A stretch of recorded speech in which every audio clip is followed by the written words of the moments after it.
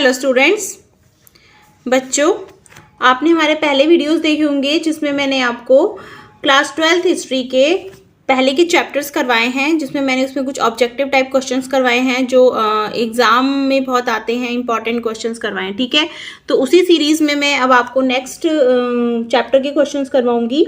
आज मैं आपको करवाऊंगी चैप्टर 7, एक साम्राज्य की राजधानी विजयनगर, इसके इम्पॉर्टेंट क्वेश्चन आंसर। ठीक है, तो इससे पहले जिसने भी हमारे पहले वीडियोस नहीं देखे हैं, एक बार हमारी प्लेलिस्ट में जाकर पुराने वीडियोस देख लेना, जिसमें इम्पॉर्टेंट क्वेश्चंस के बारे में मैंने आपको बताया है। ठीक है, तो चलते हैं, आज का सेशन स्टार्ट करते हैं।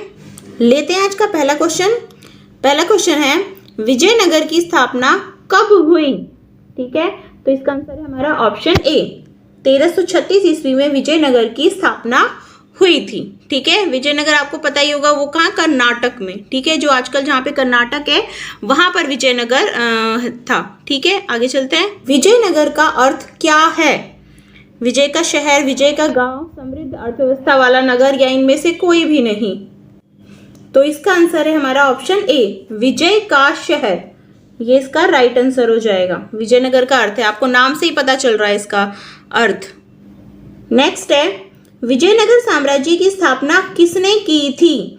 तो विजयनगर साम्राज्य की स्थापना दो भाइयों ने की थी, जिनका नाम है हरिहर और बुक्का। और हमने पहले भी पढ़ा कब हुई थी इसकी, 1336 ईस्वी में हुई थी। ठीक है, इन दोनों भाइयों ने की थी। ठीक है, आगे चलते हैं। हम्पी किस नदी के किनारे पर स्थित है? तो हम्पी जो है वो है तुंगभद्रा नदी के किनारे पर स्थित है। ये विजयनगर का ही एक दूसरा नाम माना जाता है। ठीक है, अगला है, कृष्णदेव राय कहाँ के राजा थे? कृष्णदेव राय के बारे में आपने पढ़ा होगा। ठीक है, तो वो थे विजयनगर के राजा, सबसे प्रतापी शासक माने जाते थे।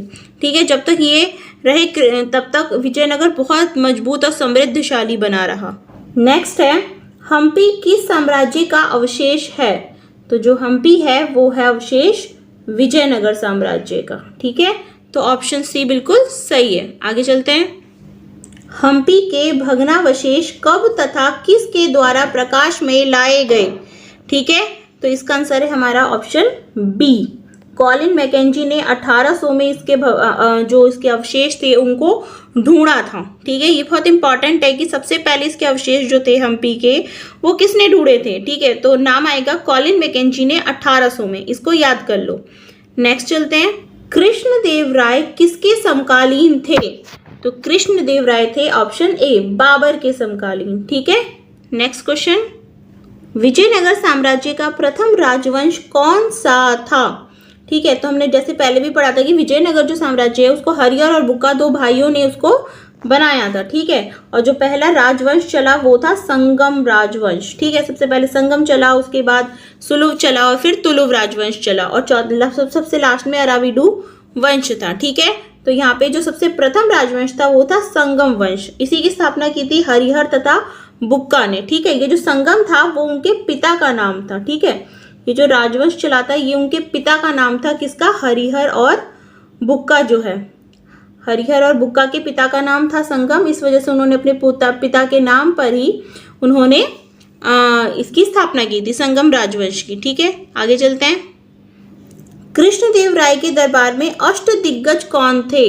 तो जो अष्टदिग्गज थे वो कुछ और नहीं बल्कि तेलुगु कवि थे। तेलुगु उनकी राजकीय भाषा थी। ठीक है, तो जो 8 उनके दरबार में जो तेलुगु कवि थे उनको अष्टदिग्गज के नाम से जाना जाता है। ठीक है, आगे चलते हैं।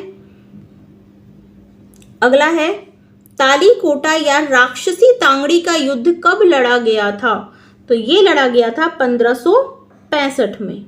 ठीक है, ये वही युद्ध है। इसके बाद माना जाता है कि जो विजयनगर था वो धराशाही हो गया, क्योंकि इस युद्ध में जो विजयनगर था वो हार गया था। ठीक है, और वहां से मतलब एक तरीके से उसका पतन शुरू हो गया था।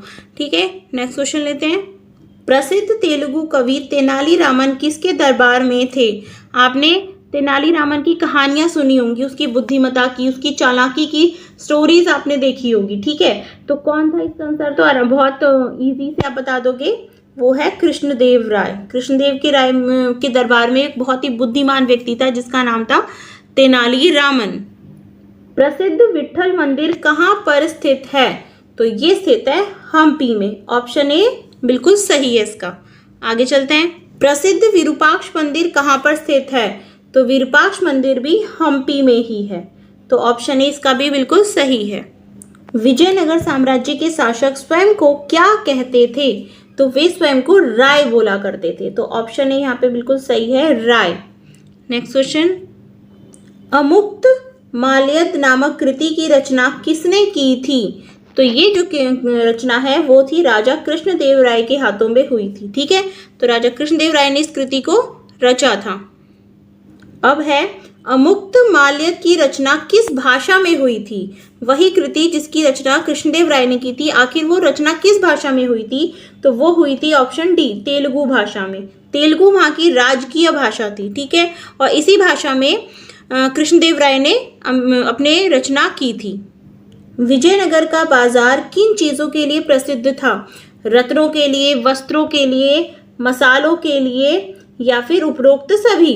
ठीक है, तो यहाँ इसका आंसर हो जाएगा हमारा ऑप्शन डी, उपरोक्त सभी। ठीक है, क्योंकि वहाँ पे रत्न, वस्त्र, मसाले, इन सभी के बारे में पता चलता है कि इनकी बहुत ज़्यादा वहाँ पे प्रचुरता थी। ठीक है, तो ऑप्शन डी हमारा यहाँ पे राइट है। सारे ही आंसर इसके सही होंगे। विजयनगर के स्थानीय घोड़े के व्यापारियों को क्या कहा जाता था? विजयनगर में जो घोड़े के व्यापारी हुआ करते थे, जो उनके घोड़ों की खरीद फरोख्त का काम किया करते थे, उनको क्या कहा जाता था? तो वो कहते थे खुदरई चिट्टी। ठीक है, तो यहाँ पे ऑप्शन ए हमारा बिल्कुल सही हो जाएगा। 15वीं शताब्दी में उड़ीसा के एक शक्तिशाली शासक वंश को क्या कहा जाता था? तो गजपति कहा जाता था। ऑप्शन बी बिल्कुल सही है।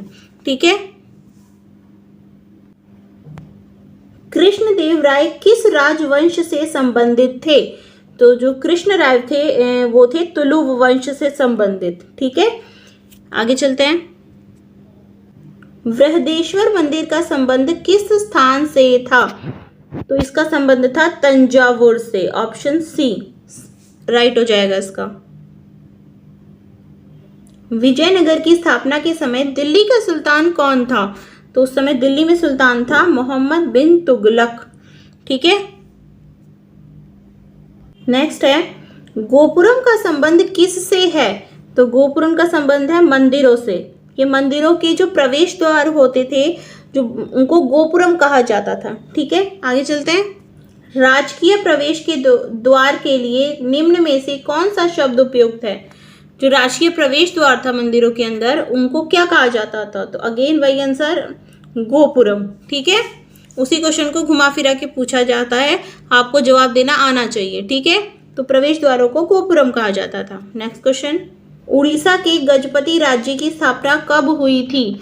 तो उनकी स्थापना हुई थी 1435 ईस्वी में। ठीक है, आगे चलते हैं।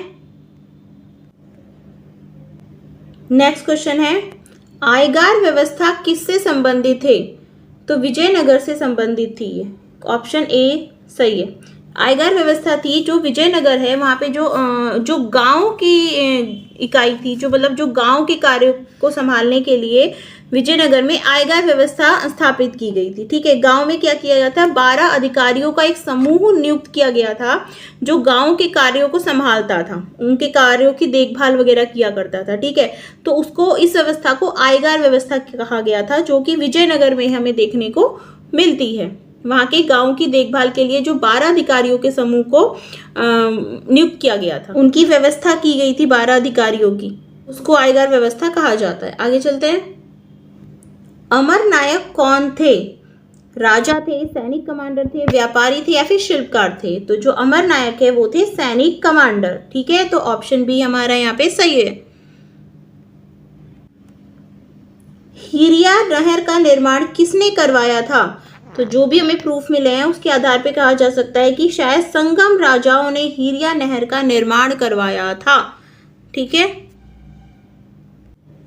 हिरिया नहर से जल की आपूर्ति वगैरह हुआ करती थी, जो मतलब किसानों या जो खेती के लिए जो जल की व्यवस्था वगैरह वो हिरिया नहर से पूरी की जाती थी संगम काल में, विजयनगर के काल में।